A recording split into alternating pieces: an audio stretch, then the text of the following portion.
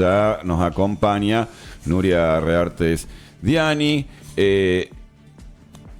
doctora en Ciencias Políticas y abogada del Fuero Penal. Hablamos de la causa Brenda Agüero, hablamos de las dudas sobre el juicio de Brenda Agüero. Diana, Nuria, buen día, gracias por llegarte. Ya, la verdad que valoramos muchísimo el esfuerzo de lo que es realmente tu presencia tan tempranito y en estos temas tan sensibles, ¿no? Sí, tratando de poner distintas miradas para que la audiencia elija con datos concretos qué quiere pensar. Que no es muy habitual en estos tiempos, así que agradecida del espacio también. Bueno, una situación muy compleja, porque hablamos de 5 muertes de 5 bebés en el neonatal, en el neomaterno, en la ciudad de Córdoba capital. Versiones cruzadas, las hipótesis, la detención a la principal imputada Brenda Agüero, quien tiene la peor de las carátulas, ¿no? 5 asesinatos y 8 intentos de asesinatos.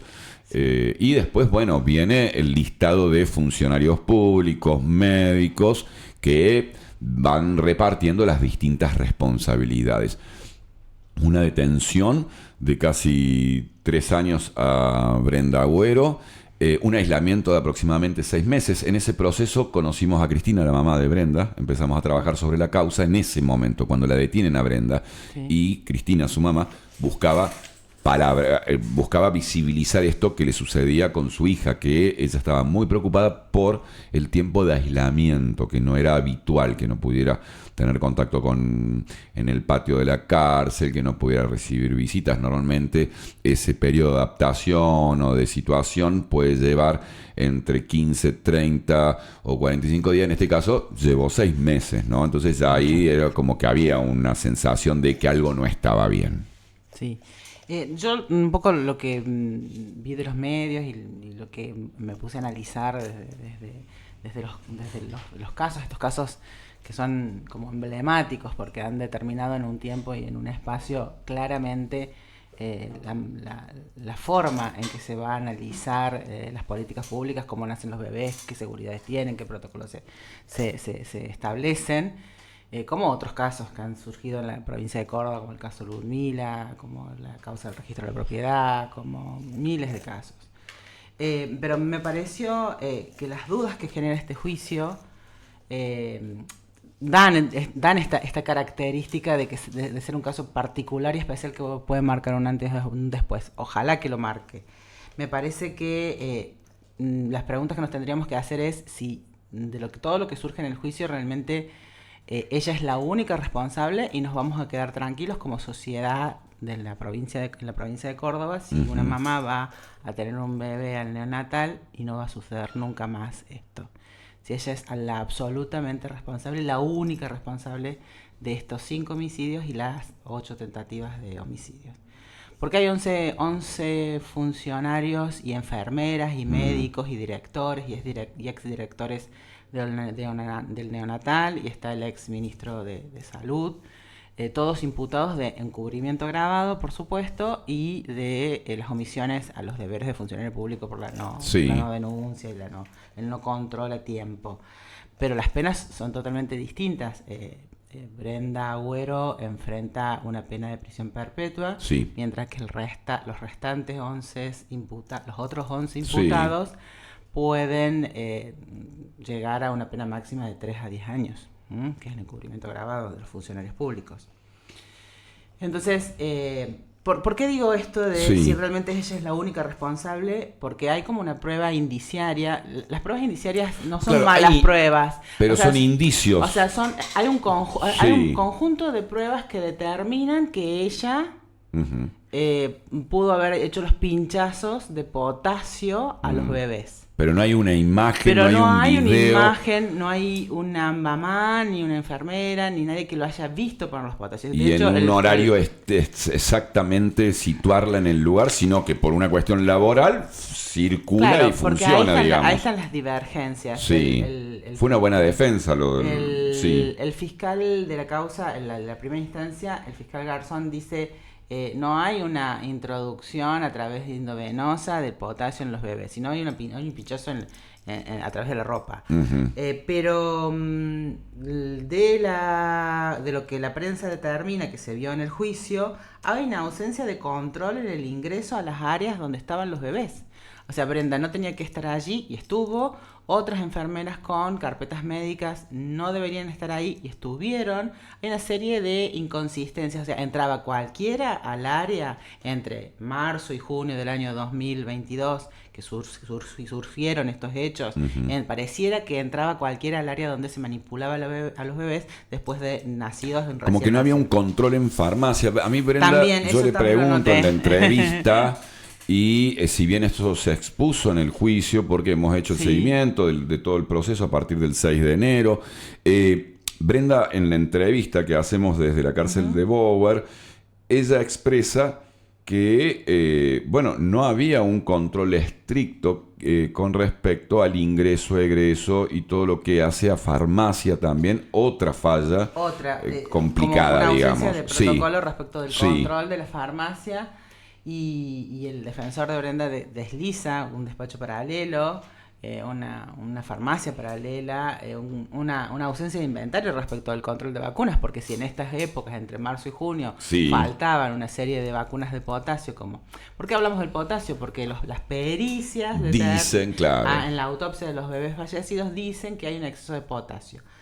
Entonces, hay una ausencia de control y de inventario respecto de las vacunas. Hay una ausencia de control y de protocolo respecto del ingreso en donde se manipulaban los bebés. Y después está este testimonio de una de las patólogas famosas, conocidas, Marta Cohen, que la hemos conocido. La entrevistamos aquí en la radio, a Marta. COVID, que es argentina, pero vive en Inglaterra, donde dice que hace casi 60 años que en Europa y específicamente en Inglaterra no se hace el control de potasio en los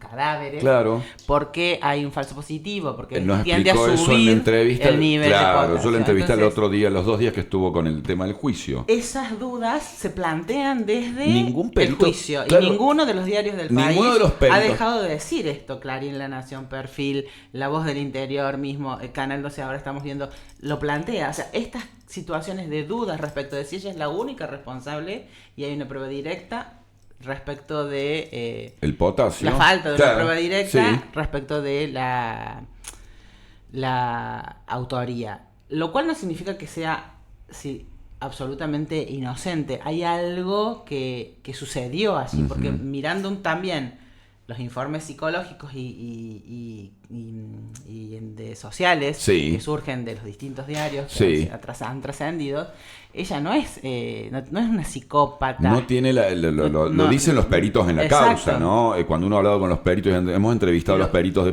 y algunos diarios han transcribido determinadas situaciones. Tampoco es una persona con situación de que quiere matarse, ni que quiere matar a otras personas. O sea, es absolutamente responsable de estas acciones, que, como decimos, hay prueba indiciaria, hay un conjunto de pruebas que, si las concatenamos, tiene que para que sean valederas para condenar a alguien, tienen que concatenadas, tienen que dar este resultado y no pueden dar otro, porque si no la prueba indiciaria no sirve. Y lo que más me llamaba la atención también en estas ausencias, esta ausencia del control de la farmacia, ausencia del control de el acceso a los bebés, esta prueba del potasio como falso negativo y una serie de reuniones previas y funcionarios que faltarían, el jefe de obstetricia, que faltaría que esté imputado o por lo menos investigado, la mamá de uno de los bebés levantó el archivo y la Cámara de Acusación de la provincia de Córdoba abrió el archivo de una reunión previa a la investigación del fiscal Garzón, que estuvieron funcionarios judiciales, funcionarios de la morgue, el propio ministro de Salud, el propio director del neonatal, previo como una omisión a la denuncia que debería haber sido. Hablaban de pinchazos raros, pero no se decía que era una denuncia. Está enrarecido.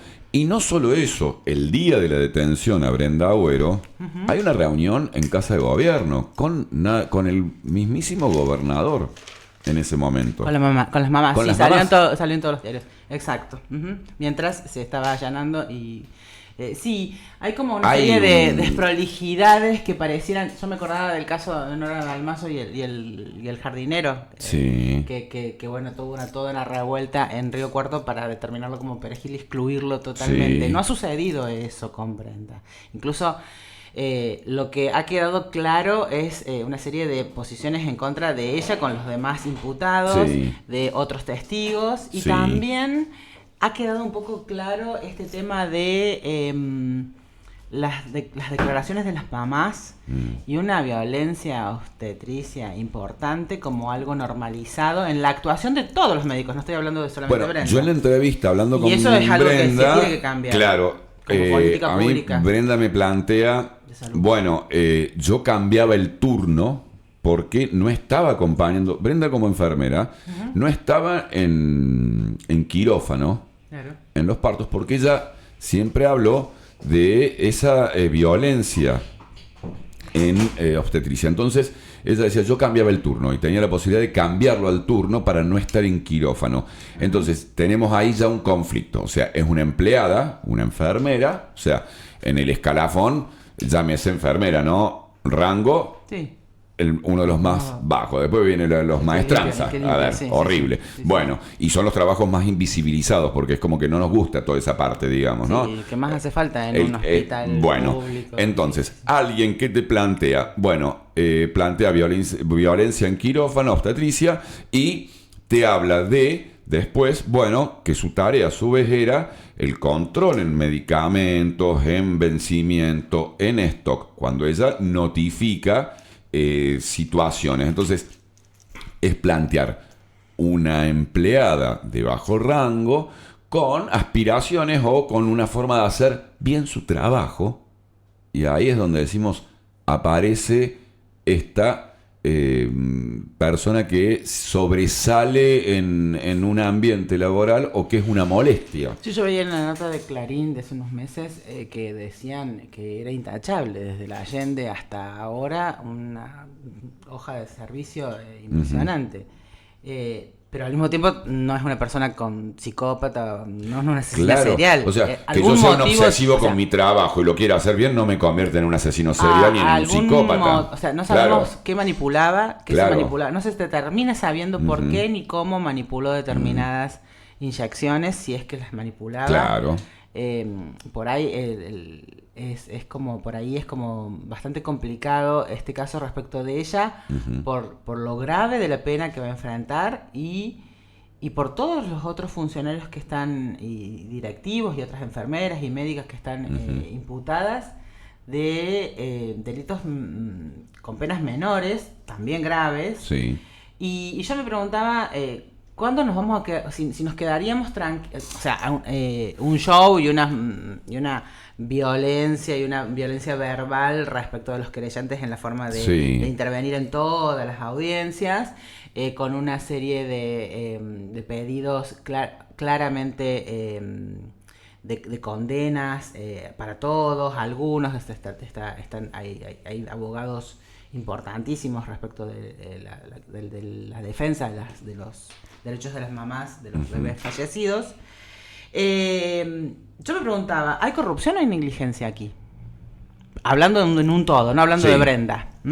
Y está rodeado de un todo. Y a mí me parece que hay cosas Rosa todo, rosa esa cosa A mí me parece política, que hay que preguntarnos eso, si las hay una ausencia responsabilidades. de políticas públicas en materia de salud claras. Expone el sistema, Porque la falta de control. no es la primera vez que en políticas de salud el ex ministro Cardoso ha tenido inconvenientes.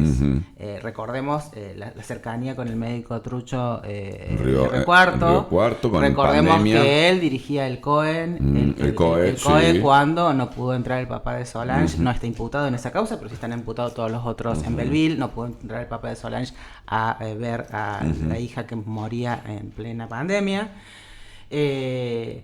Ministro de Salud precedente a un también muy cuestionado ministro de Salud, que es el doctor González, que tuvo una serie de imputaciones y denuncias, denuncias respecto de la actuación de la infraestructura y la actuación, ¿te acordás de los neuropsiquiátricos en Belleville? Bueno. Más allá del problema personal del homicidio culposo, de las lesiones culposas, perdón, de altas cumbres. Siempre genera... O sea, una necesidad de una política clara de salud a nivel y de protocolos claros. Sí, lo que es González realmente queda en toda una situación también rodeado con una cuestión de poder y el poder económico, el poder político, y en este caso, bueno, volvemos a esa duda, ¿no? Entonces uno dice, esto sucedió entre el 18 de marzo y el 6 de junio. ¿Qué pasó con los resortes y lo que activa y las alertas que se deberían haber activado? Se deberían haber activado, debería haber controlado. Ahora hay una denuncia de compra de... Eso. Ahora hay una denuncia de compra de Viagra para el servicio penitenciario. Sí, ¿Quién controla, quién no controla?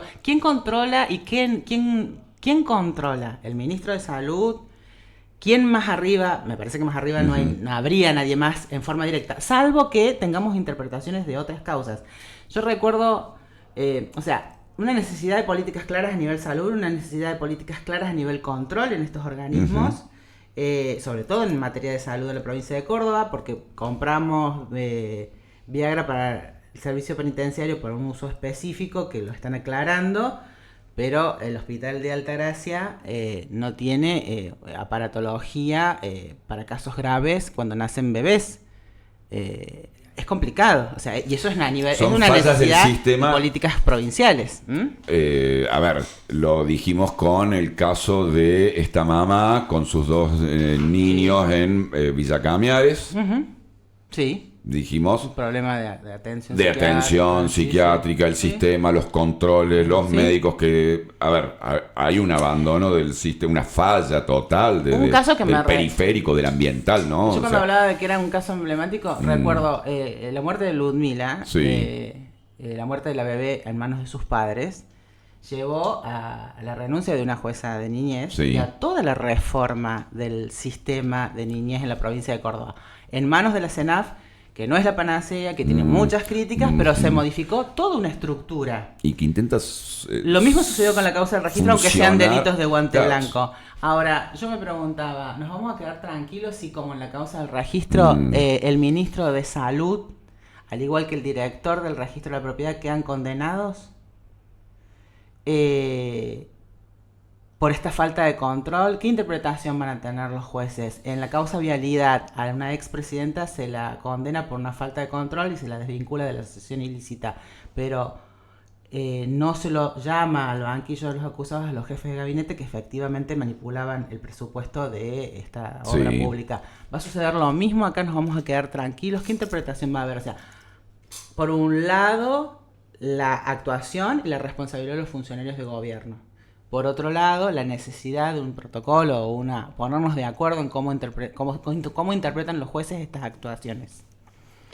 Y otra parte es qué entiende la sociedad de que es corrupción, que es negligencia, hasta qué punto nos vamos a quedar tranquilos. Sí, yo me harto de explicar lo que es la falsedad ideológica en el funcionario público, o sea, todo ese esquema, ¿no? Esta omisión, esta falta de control del ministro. ¿Pudo haber tenido directamente relación Brenda con el ministro, con el director del hospital? ¿Qué es el beneficio de la duda para la justicia?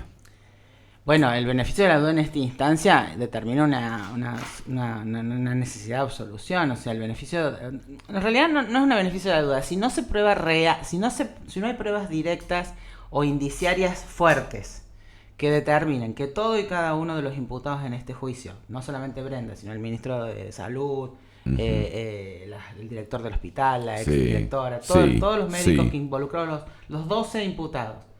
Si no hay pruebas fuertes indiciarias y no hay una prueba directa, el indubio pro reo es la duda que es a favor del que está preso, detenido, imputado. Bien. Entonces esa duda hace que no puedan condenarlos. Lo que pasa es que acá hay un jurado popular. Pero claro, ya llegamos a lo del jurado. Ahora, el beneficio de la duda, interpreto que la justicia dice, como dice usted, llegamos al punto donde no podemos fehacientemente tener la prueba directa. Entonces, hay indicios que a mí me genera, a mí Mariano, digo yo, bueno, esto me genera el beneficio, me genera la duda, entonces legalmente existe el beneficio de la duda. El beneficio de la duda, la justicia dice, es mejor dejar libre a un culpable que condenar a un inocente. Es más grave condenar a un inocente. Sí, obviamente. Y en este caso se puede llegar a dar el beneficio de la duda.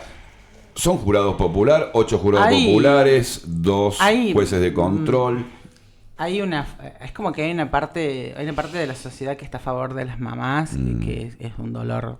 Pero hay una construcción mediática también, hay un relato. Brenda fue condenada el día que la detuvieron. Y también hay algo que trasciende. Yo me preguntaba, ¿es mala praxis? Se lo preguntaba, leí unas notas del fiscal Garzón que inicia esta causa al principio. ¿Hay mala praxis o hay un dolo en la actuación de todos? Estamos hablando de todos. No todas las mamás o toda esta causa penal va a soslayar, va a poner como un manto de velo a una gran demanda económica que va a tener que pagar la justicia por una falta de control en el neonatal por estos hechos. Supera los 7.000, el monto actualizado supera los 7.000 y estaría millones de bien, pesos para la o sea, provincia. no hay forma de valorar ahora, una vida que estaba por nacer y que por una circunstancia extra no siguió viviendo. O que... sí, cuánto vale el daño, eso lo regula de acuerdo al daño, ¿no? Y de acuerdo a la astucia de claro, vida. Todo. No. Es una situación muy compleja. Muy complejo, pero... Ahora, no todas las mamás, como se ha dicho en su momento, porque ha quedado demostrado en lo que es el proceso del juicio, no todas las mamás eran sanas, no todas las mamás tenían los controles pertinentes y correctos, o sea, hubo también responsabilidades o fallas que también corresponden a las otras que partes, eso ¿no? creo que no se va a saber por que fue muy complejo, muy doloroso llegar a eso. Era cuando uno hablaba con los peritos y en la previa a las entrevistas. Entonces, bueno, hablar del tema es tan sensible que decían, es tan difícil declarar o explicar, bueno, la patología de la madre o una enfermedad de transmisión. O sea, todo eso es tan complejo y tan íntimo de exponer que es muy difícil, es una causa muy compleja. Una circunstancia puntual, pero... Y también este testimonio, aunque de parte, que pone un manto de duda bastante importante, esto de que el potasio en un cadáver no es una prueba válida. Determinante para la muerte. Por lo menos en el primer mundo. Exactamente. Para determinar la muerte de él. No sé, a mí me quedó la duda en eso. Si es negligencia, si es corrupción, y si realmente este caso va a servir, como tantos otros que he nombrado, para cambiar las políticas públicas de control, de salud, de manejo, del respeto a la parturienta, al nacimiento del bebé, al control de los medicamentos, a las farmacias, a la responsabilidad directa o indirecta que van a tener los distintos funcionarios que están sobre los médicos y enfermeras que están todos los días con la gente. ¿Crees que estos tipos de situaciones, tanto para los gobiernos como para el sistema judicial, son de alguna manera un llamado de atención para hacer un análisis, un mea culpa? ¿Hay una idea de decir, debemos modificar o debemos pensar que esto debe tener un cambio, debemos proyectar? Así como en algún momento en la educación dijimos, bueno, arrancamos por los niños con el inculcar la conducción vial, el respeto de las normas. Cuando arrancamos con el niño a decirle, bueno, el fumar es negativo, es malo. Entonces, bueno, todas esas situaciones, ¿no? Se arranca porque hay un análisis del síntoma social. Entonces, ¿cómo se soluciona? Bueno, proyectemos solucionarlo a futuro. Sí. Esto debería estos casos. Debería, y si hay buena fe, creo que sí. Por supuesto que puede haber modificaciones y reformulaciones de políticas públicas y de protocolos de actuación en cuanto a lo que la norma o la actuación administrativa pueda ser simbólica, como para que aparentar un cambio que no se da en la realidad. Pero cuando han sucedido estos casos en Córdoba, yo estoy recordando, a mí me parece que sí, o sea, puede haber algo de simbólico, no es la panacea, vuelvo a decir lo mismo, pero hay algo de modificaciones.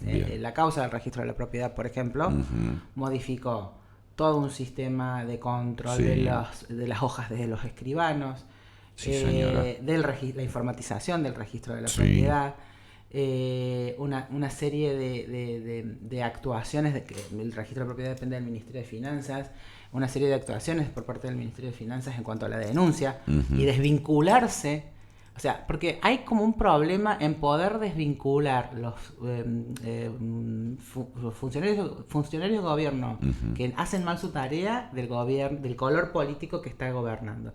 Y en la causa del registro sucedió eso, más allá de que la denuncia fue de los abogados del Colegio de Escribanos, también hubo una denuncia por parte de la directora. Acá hay una ausencia de denuncia por parte del Ministerio de Salud y de los directores. Así empieza esta causa, a diferencia del registro. Empieza con ausencia y puede llegar a terminar con exceso de poder político. Yo pienso, lo digo yo, quédese tranquila, doctora. No lo sé. Pienso en pero Apros, me parece que es un buen caso. En el caso Apros y en un incendio y todo empieza a tomar un gris, un nublado, una nube que uno bueno, dice... pero por eso es tal vez lo que deberíamos preguntarles a nuestros políticos cuando nos ofrecen una campaña de gobierno y nos dicen que nos van a cambiar la vida. ¿Qué vas a hacer? ¿Qué pautas vas a plantear y qué políticas de salud vas a plantear en el futuro? Me parece que estos casos dan la posibilidad de cambios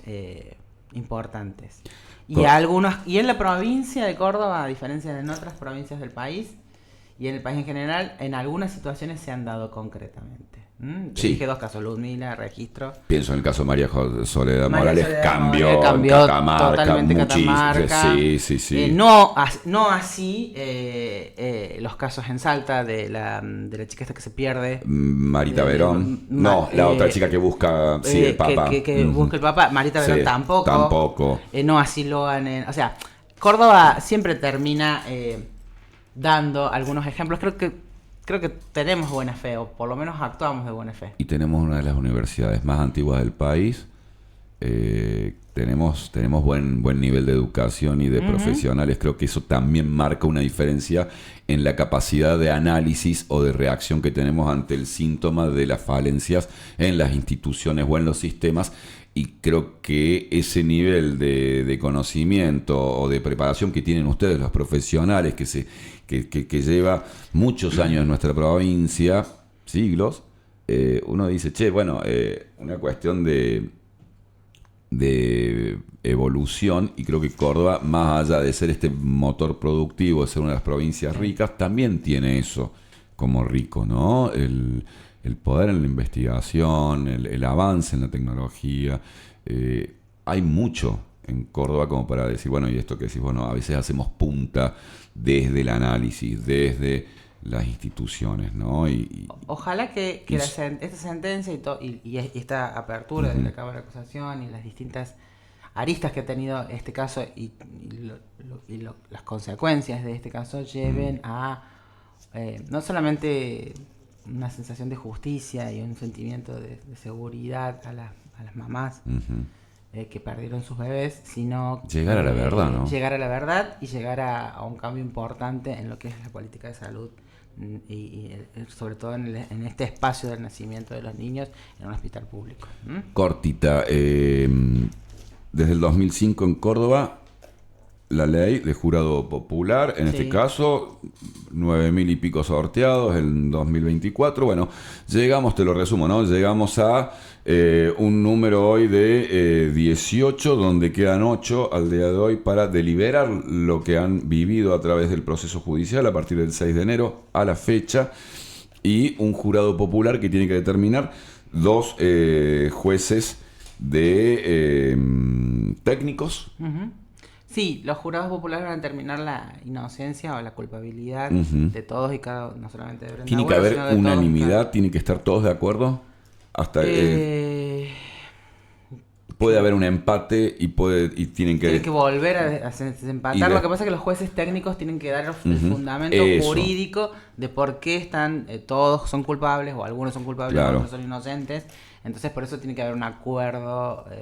Si había un empate, mayoritario. se hablaba del voto de los jueces técnicos Sí. y que en final situación la determina el presidente. Sí, Qué son responsabilidad, tres, ¿no? Son tres. Creo que nadie quisiera jueces tener que técnicos. yo creo que Bueno, pero los jueces de cámaras tienen esa responsabilidad Tienen de esa definir responsabilidad. si vas o no preso. Qué Y sí, responsabilidad, están para eso. Y son bastante buenos jueces, por lo menos que yo los conozco de la facu y de sus actuaciones. Pero más allá de eso, te tengo una estadística. Dígame la estadística. La mayoría de Sí. las causas con jurados populares, las penas no han sido lo suficientemente graves como la sociedad cree que el jurado popular va a fallar. En general, cuando el ciudadano común está fallando, está conociendo una causa como lo conoce un juez, la mayoría de los resultados Son contrarios al social. Son contrarios al social. O sea, no son contrarios, sino no va a ser tan duro Como el el comentario en comentario de que son todos unos Claro. corruptos, son todos unos asesinos. No, porque después está la realidad de la causa, la prueba, exacto. el peritaje, el debate, el análisis. Y ellos ven de primera mano. No lo que dice el periodismo solamente. Claro, cómo son las pruebas, cómo son las actuaciones, qué pasó, cuáles son las caras, los tonos de la querella, de los imputados, de los testigos. Ellos tienen toda una impresión, por eso la audiencia oral se busca Sí. que sea efectivamente oral para que haya toda una situación que deje no solamente el conocimiento de la verdad, sino una impresión del conocimiento de la verdad. Y a veces, la mayoría de las causas de la estadística da que el jurado popular no fallaría como la sociedad cree que va a fallar cuando habla sin conocerlo. Así que vamos a ver qué pasa. Yo no quiero, a ver, No la tiene, doctor en ciencias políticas. Brenda abogado, Agüero no la pues, tiene para nada fácil, ¿eh? ¿Lo puedo preguntar yo? Que usted me lo responde. ¿O no? ¿Perejil o no? No Si no sabemos. puedes, si no lo podés Vamos a desde ver. tu posición. Vamos a ver qué pasa. Vamos a esperar a la buena fe y vamos a ver qué pasa. eh, Porque también decir que es absolutamente inocente, no sé si Totalmente. es realmente verdadero. Claro, ahí está. Qué responsabilidad y qué actuación. Porque hay algo en el testimonio de Que ella sí. que no termina de decir qué pasó. Sí, no traslada la responsabilidad Yo vi la a nota, otra que persona. excelente la nota tuya, pero de leer también perfil, Infobae, Clarín, bueno, no termina de decir qué sucedió. Ella dice que es inocente. No traslada la responsabilidad a nadie ella. Exacto. Deja un vacío, te genera esa sensación. Entonces, sí. Yo en la entrevista lo sentí cuando salimos y lo dialogábamos con la productora, con Estefanía Toda Marino. Entonces, y duro no traslada. embate los jurados populares y los jueces complicadísimo. técnicos. Muy complicado. Pero bueno, las preguntas me parece disparadoras son esas. ¿Qué nos deja este caso? ¿Qué me deja reformas? dudas, doctora, bueno, ¿qué pero ¿qué quiere que le- reformas de buena fe podemos hacer Ah, para que bien. esto no suceda nunca más? O tengamos los recaudos para que no suceda.